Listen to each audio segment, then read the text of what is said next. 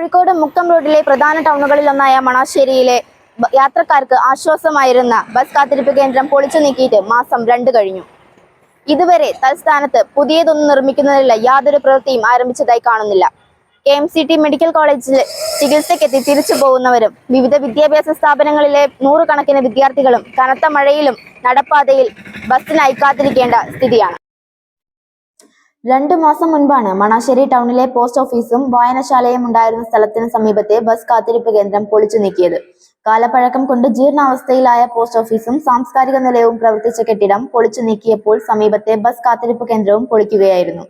Lindo Joseph MLA അനുവദിച്ച 68 ലക്ഷം രൂപ വിനിയോഗിച്ച് സാംസ്കാരിക നിലയവും പോസ്റ്റ് ഓഫീസും ബസ് ബേയും ഉൾപ്പെടെ ആധുനിക സൗകര്യങ്ങളുള്ള കെട്ടിടം പണിയാനാണ് പഴയ കെട്ടിടം പൊളിച്ചു നീക്കിയത്. എന്നാൽ 2 മാസം കഴിഞ്ഞിട്ടും പുതിയ കെട്ടിടത്തിന്റെ പ്രവൃത്തി ആരംഭിക്കാൻ സാധിച്ചിട്ടില്ല.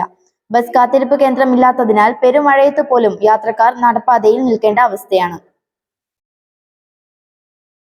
അത് പൊളിച്ചു പുതുക്കി വേറെ പണിയാ.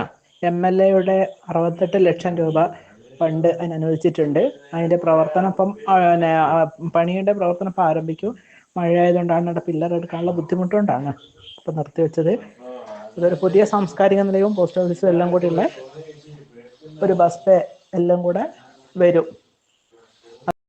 നടപടിക്രമങ്ങൾ എത്രയും വേഗം പൂർത്തീകരിച്ച് ഇവിടെ ബസ് കാത്തിരിപ്പ് കേന്ദ്രം പുനർനിർമ്മിക്കണമെന്നാണ് നാട്ടുകാരുടെ ആവശ്യം.